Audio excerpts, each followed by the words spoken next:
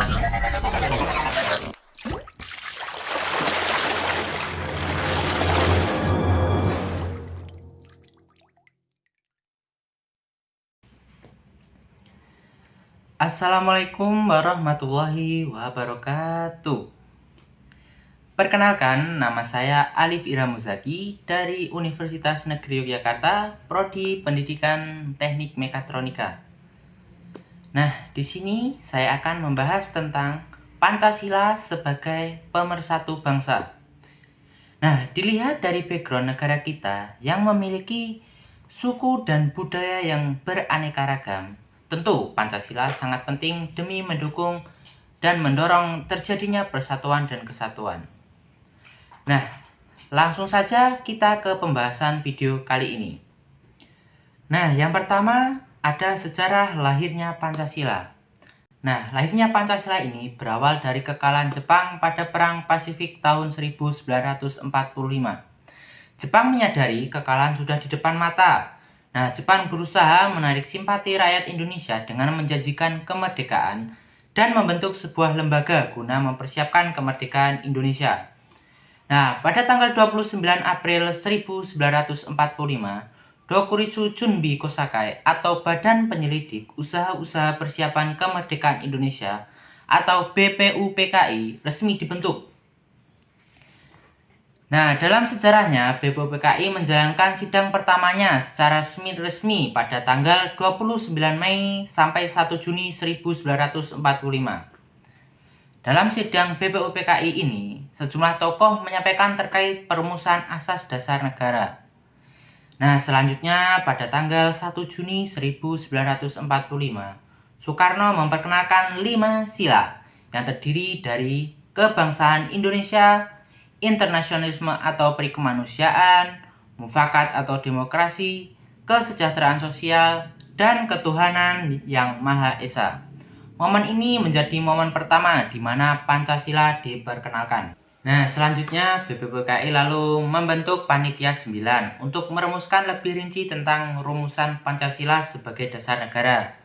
Tokoh-tokoh Panitia 9 terdiri dari yang pertama ada Soekarno, ada Muhammad Hatta, ada Maramis, ada Mohyamin, ada Ahmad Subarjo, ada Abi Kusno, ada Abdul Kahar Muzakar, ada Agus Salim, dan yang terakhir ada Abdul Wahid Hasyim. Nah, hasil dari Panitia 9 tersebut tertuang dalam Piagam Jakarta 22 Juni 1945. Yang pertama ada ketuhanan dengan kewajiban menjalankan syariat Islam bagi pemeluk-pemeluknya. Yang kedua, kemanusiaan yang adil dan beradab. Ketiga, persatuan Indonesia. Keempat, kerakyatan yang dipimpin oleh hikmat kebijaksanaan dalam permusyawaratan. Dan yang kelima, ada keadilan sosial bagi seluruh rakyat Indonesia. Namun masih terjadi perdebatan pada rumusan Pancasila tersebut, di mana ada yang keberatan pada saat terutama kewajiban melakukan syariat bagi pemeluk-pemeluknya. Pancasila merupakan kaidah negara yang bersifat fundamental. Artinya, Pancasila memiliki kedudukan yang tertinggi dalam tata urutan peraturan dan menjadi dasar bagi peraturan yang ada di bawahnya. Hal tersebut menjadikan Pancasila memiliki kedudukan yang tetap dan tidak berubah bagi Indonesia. Pancasila juga memiliki makna sebagai dasar negara. Nah, Pancasila terdiri atas 2 suku kata, yakni Panca dan Sila. Panca berarti 5 dan Sila yang artinya dasar. Artinya, Pancasila merupakan dasar dalam mengatur penyelenggaraan pemerintahan.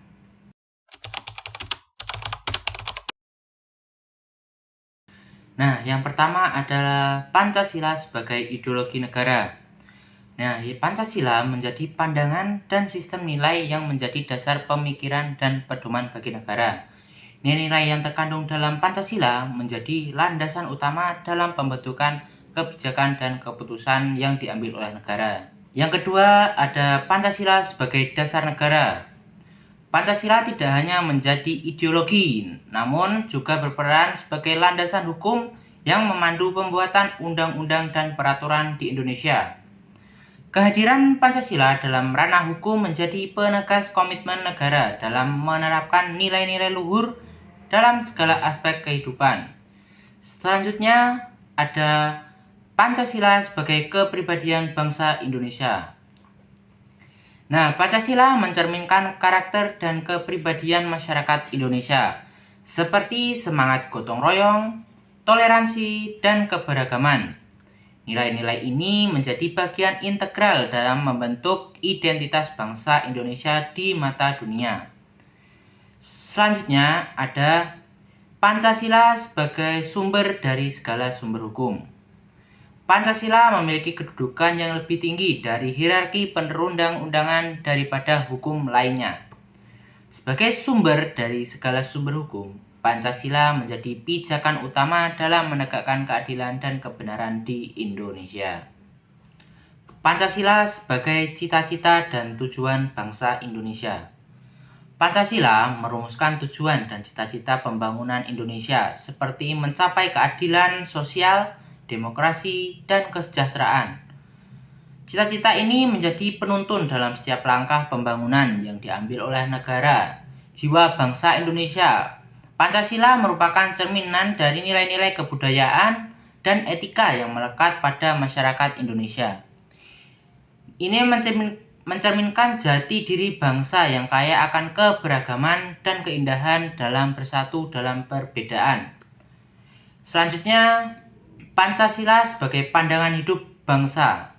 Nah, Pancasila sebagai pandangan hidup yang membimbing individu dalam mengambil keputusan dan berperilaku sesuai dengan nilai-nilai moral yang diwakili oleh Pancasila. Hal ini menegaskan komitmen setiap individu dalam menjalani kehidupan sehari-hari sesuai dengan nilai-nilai luhur. Selanjutnya ada Pancasila sebagai perjanjian luhur bangsa Indonesia. Pancasila dianggap sebagai kesepakatan moral dan etika luhur bangsa Indonesia yang mencerminkan komitmen untuk membangun negara yang adil dan beradab. Hal ini menjadi pondasi kuat dalam membangun harmoni dan kebersamaan di tengah perbedaan. Selanjutnya ada Pancasila sebagai falsafah hidup yang mempersatukan bangsa. Pancasila berperan dalam mempersatukan bangsa Indonesia dengan mengedepankan persatuan, kesatuan, dan keberagaman sebagai falsafah hidup. Nilai-nilai tersebut menjadi perekat kuat dalam menjaga keutuhan dan keberlangsungan bangsa Indonesia. Nah, sila yang pertama yaitu ketuhanan yang Maha Esa. Nah, sila ini memiliki logo bintang yang menjadi simbol untuk membarkan sebuah cahaya, seperti cahaya kerohanian yang berasal dari Tuhan kepada setiap manusia. Di bagian bintang terdapat latar berwarna hitam. Latar tersebut melambangkan warna alam yang asli yang memiliki Tuhan. Bukanlah sekedar rekaan manusia, tetapi sumber dari segalanya dan telah ada sebelum segala sesuatu di dunia ini ada. Nah, sila pertama Pancasila mengandung nilai. Nilai ini mengajarkan pengakuan seluruh bangsa Indonesia terhadap keberadaan Tuhan Yang Maha Esa sebagai pecinta alam semesta. Nah, berikut adalah contoh sikap untuk mengamalkan sila pertama. Nah, yang pertama ada saling menghormati antar umat beragama. Yang kedua ada tidak memaksakan suatu agama terhadap orang lain. Yang ketiga, menjunjung tinggi nilai-nilai moral dan etika yang sesuai ajaran agama masing-masing. Yang keempat, berdoa dan mengucapkan rasa syukur setiap hari. Yang kelima, menjaga makhluk hidup lain ciptaan Tuhan seperti tumbuhan, hewan, dan lain-lain. Sila kedua berbunyi kemanusiaan yang adil dan beradab. Nah, sila kedua ini memiliki lambang rantai. Nah, rantai ini terdiri atas mata rantai yang berbentuk segi empat dan lingkaran yang saling berkaitan membentuk sebuah lingkaran. Keterkaitan itu memiliki makna bahwa bangsa Indonesia saling terkait erat, saling bahu-membahu, dan saling membutuhkan. Nah, untuk sila kedua Pancasila yang berbunyi kemanusiaan yang adil dan beradab, maknanya adalah mengakui kedudukan setiap warga negara itu sama.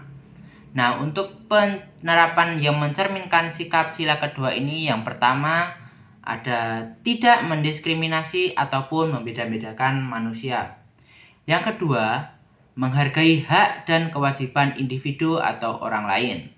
Yang ketiga, tidak menghina, menganiaya, atau merendahkan martabat manusia dalam bentuk lainnya. Yang keempat, bersikap sopan dan ramah serta menghargai eksistensi individu lain.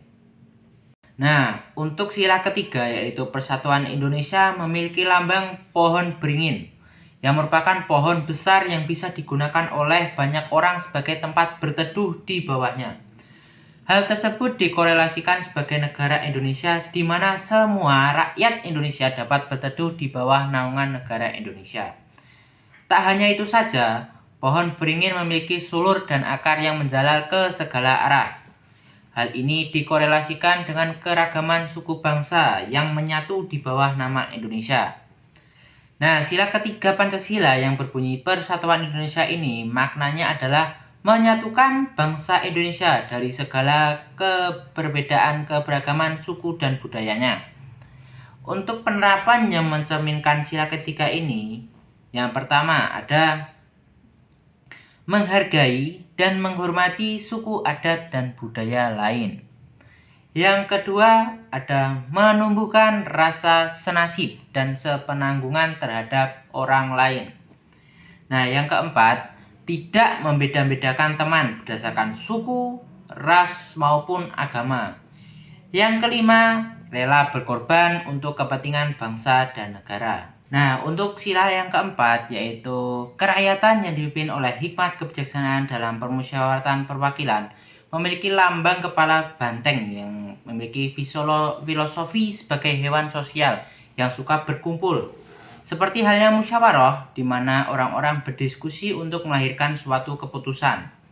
Nah, sila keempat ini maknanya adalah sebagai negara dengan prinsip demokrasi dan kedaulatan rakyat yang mengedepankan musyawarah untuk mencapai sebuah mufakat. Untuk penerapan yang mencerminkan sila keempat ini, yang pertama ada memprioritaskan musyawarah dan diskusi bersama untuk bertukar pendapat, pemikiran agar mencapai keputusan bersama. Yang kedua, tidak memaksakan kehendak dan pendapat kepada orang lain. Yang ketiga, menyampaikan aspirasi secara santun melalui dialog terbuka. Yang keempat, menerima hasil keputusan diskusi dengan lapang dada.